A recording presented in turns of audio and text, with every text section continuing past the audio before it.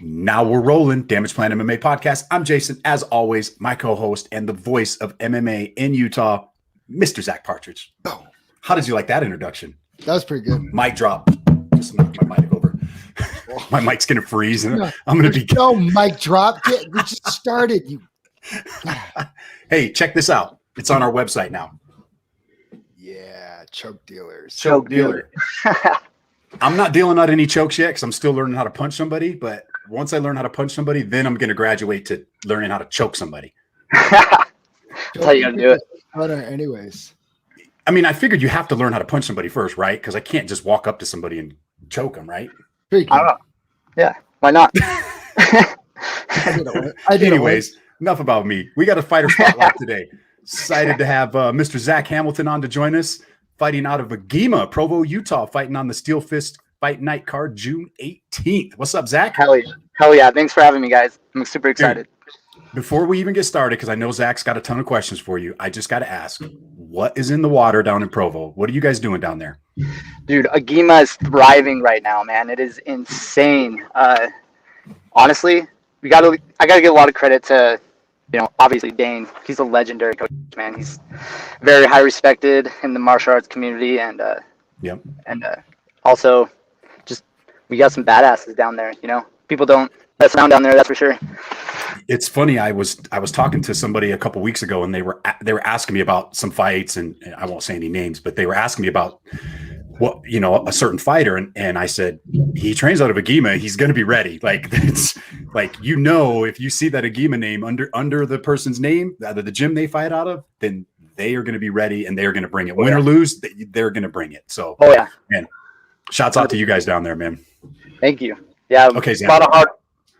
What's that? Go ahead. I was just going to say, okay, Zac, you can go. You can ask questions now. No, it's good, man.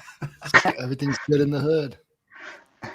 What's it like been training with somebody like Court McGee, helping him get ready for his fight camp for fight night this weekend? Oh my gosh, it was insane. Court's looking sharp, dude. He's fighting a southpaw like myself, so I got some really good rounds in with him. Me and also William Dean, who's also fighting on the SteelFist Night card, June 18th. Okay. Yeah, it was awesome. Holy cow. You guys gonna watch it? Oh yeah. Heck yeah. Zac, come on. You're right. Who am I talking to? Our wives make fun of us that we talk to each other more than we talk to them, and that every Saturday night we're watching fights. Not only do we watch fights, we're texting each other every 5 seconds during the fight. Did you see that? Oh my gosh, did you see that? Oh yeah. Yeah, it's pretty crazy. So June 18th, man. What do you know about your opponent? Dude, I know he's some badass wrestler from Beaver. So some national champion. If you look out of the gym he's fighting out of, he put Beaver Kai. So I don't know if that's like that means it's in his garage or maybe that's a gym down there. I don't know. Beaver Kai. Yeah, Beaver Kai. I love it. Yeah, it's pretty funny. When I see him, I'm gonna compliment him because that made me laugh actually. Yeah, that's a good one. What if that's his real gym? Like we're like joking about it. Like what if that's a real thing? I think it's cool. I gotta Google it. We need to get him on. Is Beaver Kai a real thing? Beaver Kai. If it's a real gym, I don't know. Maybe they should have put a little more thought in their name because it's kind of silly, in my opinion. That'd be pretty cool to get a Beaver Kai shirt though. That would be. Has a beaver on it. I don't think it's real. I don't think it's real. He's just joking around. You Google Beaver Kai, nothing comes up. All right. Well, it isn't Beaver. I don't know if there's much of anything. I don't even know if they're Google in Beaver. This guy's going to listen to this podcast and freaking cancel us. I'm not afraid. It's funny because I actually lived in Beaver County for like 6 months when I was like 19. Oh. And so I mean that doesn't really like relate to him or anything, but as far as I know, there's not much martial arts gyms down there. I think there's one Taekwondo gym down there, which he could be a Taekwondo guy. I'm ready for anything, wrestling, Taekwondo. Even if he wants to throw some head kicks, I'm game. So I'm ready to go. Yeah, big news just dropped today. Head kicks are now legal for us amateurs here in Utah. It's about time. Yeah. I mean, I know there was guys that wouldn't come in from out of state and fight here because they're like, oh wait, I can't throw head kicks. No, I'm not going to come fight in Utah. Yeah, it's. I was actually talking to someone at the Fierce card that happened last weekend, 2 weekends ago. And he was kind of talking about like the amateur rules and how they kind of like unprepare you for professional fights, because you'll see these amateurs, you know, shooting in head first, where on a professional level, you know, you get kneed. And they kind of talked about how if they just kind of made better like matches but kept professional rules for amateurs, it would still you know, it would work out the same, which in my opinion that makes total sense. You know, like, why am I going to go into a fight not, you know, dropping my head, double takedowns, and then when I go pro get kneed in the head, you know, not expecting it. So I think the rule set should kind of be for amateur and pro should be kind of just, you know, all the way through. So, I mean, there's a lot of ways to look at it, right? I actually thought that there should be a rule set for like beginner amateurs, and there should be like almost like a mid tier of like amateur and then like semi-pro and pro, right? Like once you're like getting ready for pro, like maybe you're not ready for pro, but you're a seasoned amateur. Like, okay, I'm going in my 6th amateur fight in July. It's like, I feel like my rule set should be getting closer and closer to helping me get ready for a pro fight. You know what I mean? For sure. But like maybe your first like fight or two, or like kickboxing, you know, the kickboxing rules, it's you can throw head kicks with or without shin pads, but the opponents had to agree on the rules. Just let us agree. Like in the contract, be like, hey, you cool throwing head kicks? And if he's like, nah, I don't want to do that, then be like, okay. And like, you just have that in the contract. Or say, yeah, head kicks, cool. Knees, cool. You know what I mean? Like, just you're right. Let us decide. You're right. If I'm down to fight somebody that's I'm down to throw some elbows. So that would be cool. You look at you look all skinny and bony. You could be like little Tony Ferguson down there, just throwing those elbows, slicing people up, bro. Yeah, dude, I'm ready for it, dude. I'm so ready for it. So I mean, you have 2 fights. You're 2-0, but so you know, and this is your first time. Like you've never made it out of the first round. Is Correct. that something that you're like looking forward to? Is hopefully getting in a fight where you can get some more time in the cage, or are you just for sure. perfectly happy just get in, get the sub, or get the finish, get out? Peace. No, it's cool to get our first round finish, right? But dude, I'm ready to be tested, man. I'm ready. I want to be thrown up in the back after. You know, I want to be pushed to my limits. I want to. It kind of sucks because I want to. You know, I'm not saying Kyle Evans isn't tough, but it kind of sounds like he's another independent guy. So we'll see how it goes. I mean, obviously he's a competitor, champion wrestler, so you know he's going to be aggressive. He knows how to compete, but someone who's kind of like been on my radar, and not because of a bad relationship or anything, is Austin Atkinson. Okay. I feel like he's a very well respected, you know, fighter in the 145-pound division here in Utah, and we were actually gonna fight for my last fight, but he decided to go fight for the belt for Fierce, and so it kind of like didn't end up happening. And now he's doing like this Montana tournament, I think. Yeah. But you know, after this fight, you know, I'm gonna see if I can, you know, talk to Austin and see if he wants to do it. So, Zach, you need to cut a Michael Chandler, Ric Flair promo on the mic. You don't look ahead, but just like I always know what I'm going to say on the mic after. Yeah, I'm not looking ahead, but I'm a man with a plan. You got to be a man with a plan, Zach. For sure. Got to put it out there in the universe. So I'm just saying, if that's what you want and is interested in, you go and you pick up this dub. The mic is your time to make people remember you. Everybody remembers good fights. Like, you're right. Hey, that was awesome fights, whatever. But if you want your name remembered, get on the mic and drop a little promo, bro. Call Austin Atkinson out in the cage. I'll grab the camera and say, Austin, where you at? You know. Yeah. So. You took everything I worked for, motherfucker. Yeah. Hey, Zach, is this fight at 145 or 155? The 145. Or 145. Okay. So you're dropping. Your last 2 fights have been at 150 at lightweight, right? 155. Correct. My first fight was at 155. made that weight easy. Yeah. I think I sweated out like 1.5 pounds that fight.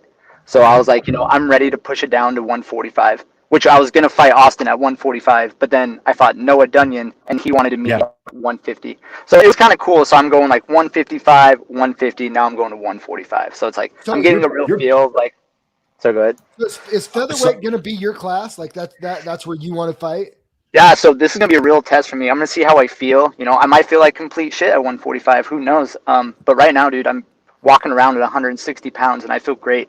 I could totally, I'm 15 pounds away. I can make the weight tomorrow if I needed to, So we'll see. It just all depends on how I feel, and I'm learning how my body works with weight cuts. Just amateur, just kind of learning. So, but if it works out, I will stick with the 145-pound division. Cool. You're a big 145er. You're 5'11". Tapology says you're 5'11". Yes, I will be a giant 145er. You're giant. You're a pretty big. How tall are you, Zach? Are you 5'11"? Yeah, I'm 5'11". Partridge? Yeah. He's talking to me. 6 foot, bro. Oh. Whoa. 5'11" and 3/4. Yeah, I'm rounding up. Yeah. That's a big 145. Zach, what's your background? When did you get started in MMA? What got you started into MMA? So, I kind of just at first it was kind of like I just wanted to, join a kickboxing gym. I had no really desire to fight, and then started doing grappling tournaments, and then actually my really good friend inside and outside of the gym, Andrew Dean, who fought on the Fierce card, did great. Yeah, dude, he's a freaking badass, man. I'm so happy for him. He's kind of like showed me the way into MMA, because I was there his first fight, and he just kind of showed like how possible it is for, you put in the work, anyone can do it, man, So, I was training at Wasatch for a while, for a couple years, and then, but at the time, I know Wasatch has come out with some fighters in the past year, but when I was training there, it was definitely more of like a fitness gym. And then Dane opened up a EGBAR, and here I am, followed Dane and never looked back. It's the best decision I've ever made in my martial arts career is following Dane. That was a very smart move. That was a very, very smart move. You guys got quite the team coming up down there. Yeah, it is insane. It is so insane. Actually, I want to talk about the main event, Alden Ashcraft and Cole Schaefer. All right, talk about it. So Alden's been, he's been coming in, getting some rounds, and people talk about, Cole Faust, Mitch Ramirez being these prospects for the UFC, but guys, I think people are overlooking Alden Ashcraft. Not anybody that's watched him before. Yeah, dude, he's a freaking killer, dude. Holy cow! We've talked about it on the podcast. Zach and I know him. Most skilled. Yeah, I've seen him. Yeah. I've seen him fight in person 2 times, and I was blown away at his skill level. He's insane, dude, and he's coming back from a pretty gnarly injury. I was there that night. So was I. Yeah, that was gnarly. Yeah. That was gnarly. Yeah, I wasn't there, but I heard people heard his bone snap. Like, I did. Oh yeah, in the crowd. You heard the crack, and it was like, oh, that's not like, when you hear a hard leg kick and you hear that, it was a completely different sound, and you could feel it in your bones, like the sound. It was like you just knew instantly what had happened. It was I'll never forget that feeling that I had right after it happened. I'm like, I'm never throwing a leg kick again. I know, for real. That was nasty. It's been, what has it been, like a year and a half? Over 2 years, right? 2 years? Has it been that long? Yeah, I think it's been a year. He said he hasn't fought in over a year, but just because of the injury, Yeah. So, anybody that knows, Cole Schaefer is he's earned the respect that he's getting, and he's extremely 100%. Active, and he's a monster. Yeah. This is a, but I mean, this is a level up in competition for Cole. Like this is something that I don't think he's seen in a SteelFist cage before. No, yeah. I have this joke that I say if you say Alden Ashcraft in the mirror 3 times, he'll appear out of nowhere and beat the shit out of you. He's just a scary dude, man. He's so good. You need to help get him in touch so he'll come on the podcast. Yeah, we'd love to. He's not a social media guy. Like, it's like there's no way to like get a hold of him or anything. So you got to help us out. Okay, yeah, I'll tell him. Yeah, You guys should get him on. Yeah, he's a good guy. Yeah, yeah, for sure, we'll get him on. Dude, so one of the things that I was curious about, his last fight was at 170. So is he just put on like a ton of muscle? He looks all yoked up in his picture. Yeah, so I heard they couldn't find him a fight at 170. So Cole was being the badass that he is, that he he said he'll take Alden. It's funny. I'm like more excited for that fight than I am for my own fight. It sounds like it. If I break my hand, I'm gonna stay so just I can watch that fight. Oh yeah, bro. Yeah, no doubt. That fight. I mean, that we talked about it when we found out. So I knew before it was announced a while ago that was going to be Cole's next fight, and it was. I was just like, this is like. I mean, this is high for a guy that's 3-0 versus an 0-0 pro. I mean, that's about as high level of a fight that we're going to see on a regional circuit. Like, yeah, no, I'm a big time believer in Alden's skill set. It's going to be a dang good fight. Oh yeah, I'm excited. Yeah. So Zach, not looking ahead from your opponent, from Mr. Beaver Kai, but what do you see going forward? What's your predictions of the fight, and what do you see yourself doing after this fight? Do you plan on fighting again this year? Oh, for sure. I want to be as active as I can. No injuries, and I plan on fighting no later than October. So what I want to fight for the 145-pound belt, but I don't. Do you guys know who holds it for SteelFist? I don't believe it. I believe it's vacant right now. I don't believe there is a featherweight champ for SteelFist right now. There you go. I want it. Whoever wants to fight me for it, hopefully maybe Austin. Maybe that might be a good fight because I know he fought for the Fierce title. Move, Zach. I that was 155 though. For Austin? Crazy, huh?